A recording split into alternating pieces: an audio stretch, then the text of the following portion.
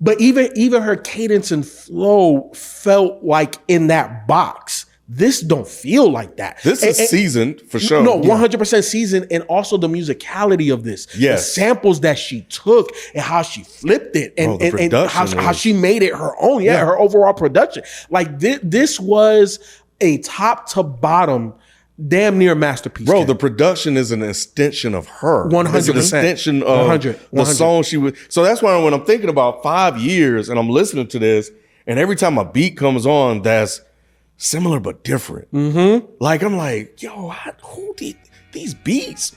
Like, I've heard beats crafted like this, but not like this. Yeah. You know? Dead and Hip Hop album review, Rapsody. Please don't cry.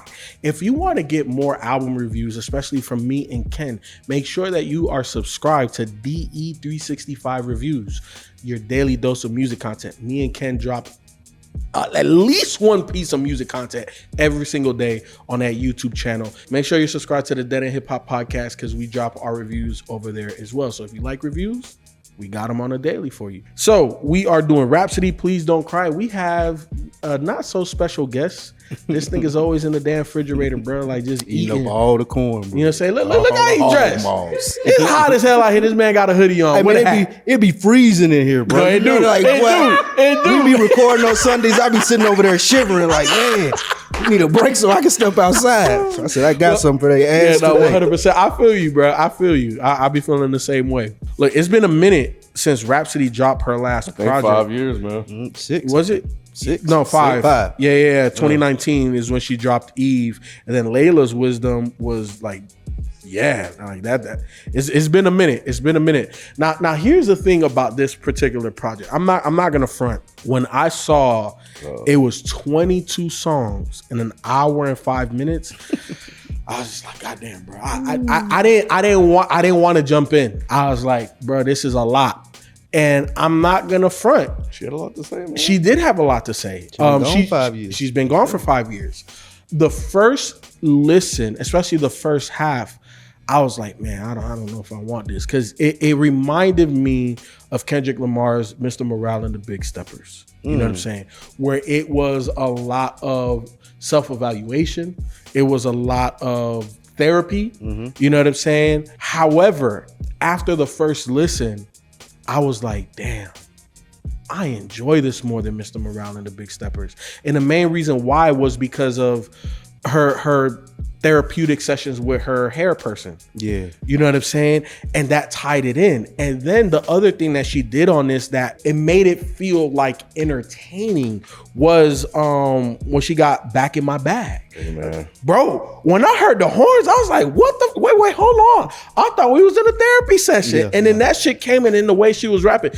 And pause real quick. Rapsody, I need more of that. Not necessarily on this project.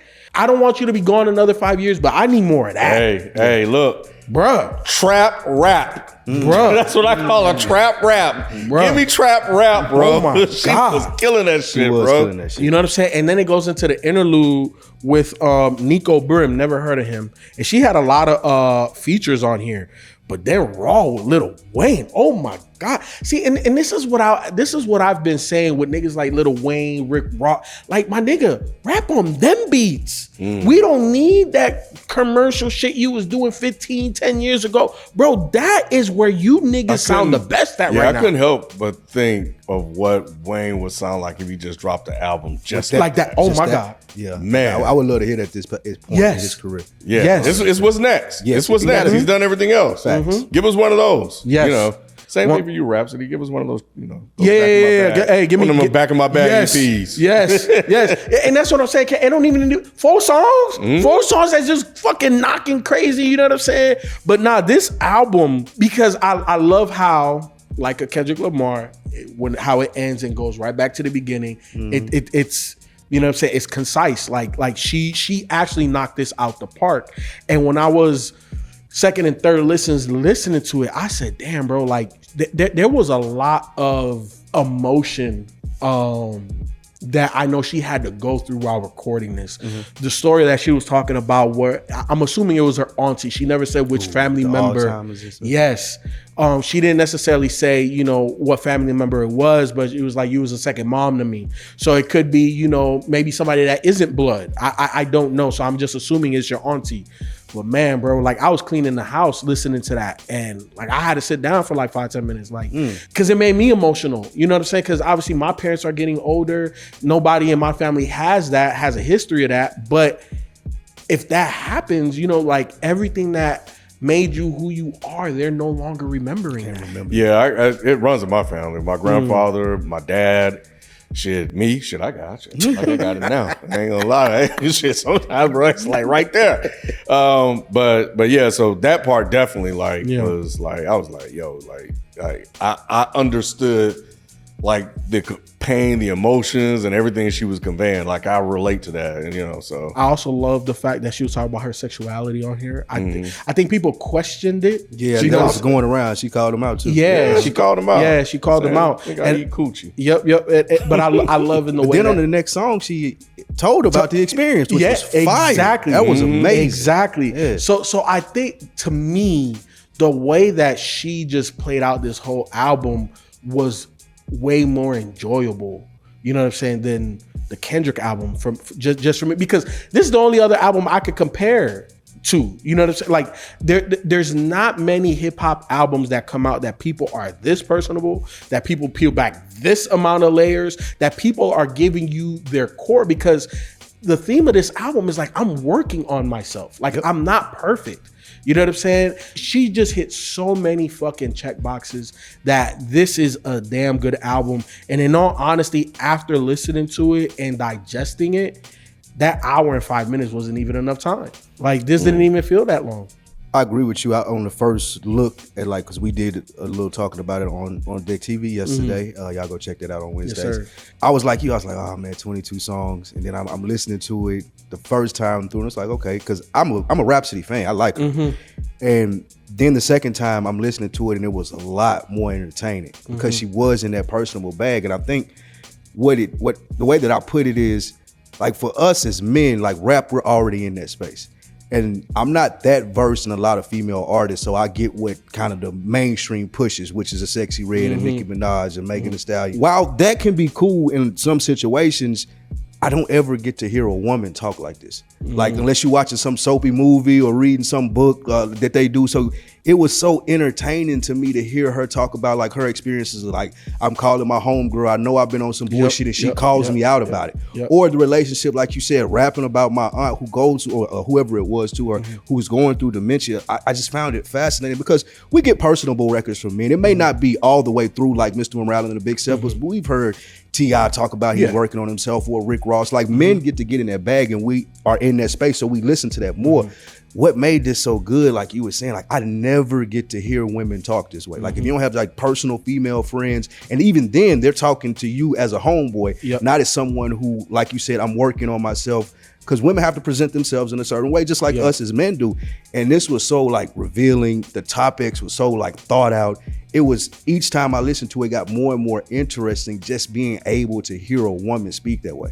I thought this was fire because, again, they don't push that. Like we get Sexy Reds. Not at all. And I blame the labels or whoever that she's associated with for her not being a bigger star, because she's really the only woman out here telling this story. Well, that I'm versed up. I know there are other people out there. 100%. This is not the narrative that they want commercially.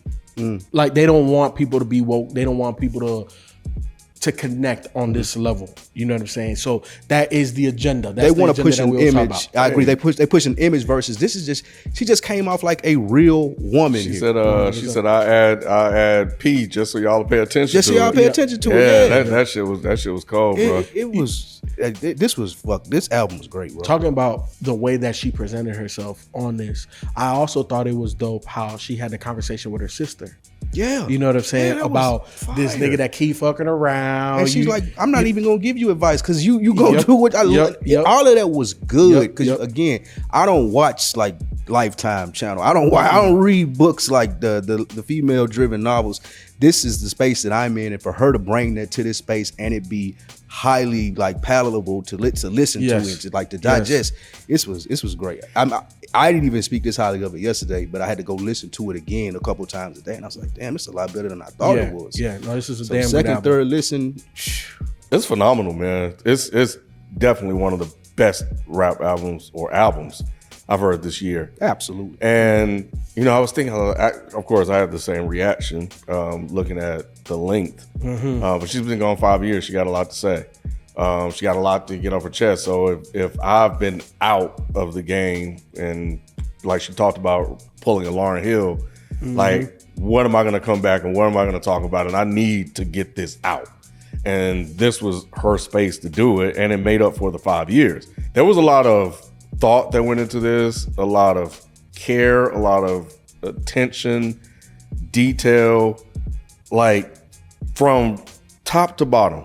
I'm talking about from the production to the features to the sequencing, the skits. She took her time putting together damn near a masterpiece. Yep. And the first listen, it's very kind of it's a little heavy, but then you kind of settle into it, and you just letting her walk you through like all these different thoughts, emotions, feelings, and then just to kind of get you out of it, she's gonna drop back in my bag. She be like, "Hey, don't still her. I'm still the one." Yep. And third, fourth listen, I was like, man, Rapsody is definitely one of the best rappers in the game. 100. She had a bar on her. She said, if I had a dick, I'd be labeled as the best. And I'm saying it right now. She could always rap. That skill has always been there. But there was something different about this one that I think it just she's elevated her game to another level. And it's just not like she's doing anything different. It's just, I don't know, there's something there now that wasn't really there, because Layla Wisdom was amazing. It was. Yeah. It is, bro. No, you know what, Ken? Because I felt exactly how you felt. And listening to this, the thing that I took away was like her intro, right? To rap, like she was like a lyrical miracle type rapper. She's just a rapper now. You know what I'm saying? Like she sounds good over anything now. Where before we would typecast her, like, you know what? Like the ninth beats, the boom bap shit. That's what you need to say. We probably were able to hear though, or we heard. I could. But even her cadence and flow felt like in that box. This don't feel like that. This is seasoned for sure. No, 100% seasoned, and also the musicality of this. Yes. The samples that she took and how she flipped it, and how she made it her own. Yeah, her overall production. Like this was a top to bottom damn near masterpiece. Bro, the production is an extension of her. 100%. It's an extension of the song she was. So that's why when I'm thinking about 5 years and I'm listening to this, and every time a beat comes on that's similar but different. Like I'm like, yo, who these beats? Like I've heard beats crafted like this, but not like this. Yeah. And then she just kind of weaving these stories on top with the rapping and the flows and oh my God, bro. I was just like, what the hell is going on? I agree. The way that she was using the beats to tell the story, like you said, the skill set that she has, like it was so seamless. It didn't seem like it was anything taken away from for her saying, oh, let me try to catch this beat, or her trying to rap too much on me. All of it just meshed well. Like it was again, yesterday I listened to it. I had only got to listen to it one time, so I didn't speak this highly of it, but now I listened a couple of more times and I'm like, damn, this shit is fire. This is fire. Badu on here, bro. Hey, bro, Eric brings a smile to your face. And Alex Isley, yes, woo, she's cold with it. I don't know BB or Kez Namdi. Oh, Baby Tate was on here. I know Baby Tate. Baby Tate's nice too. This is a gem.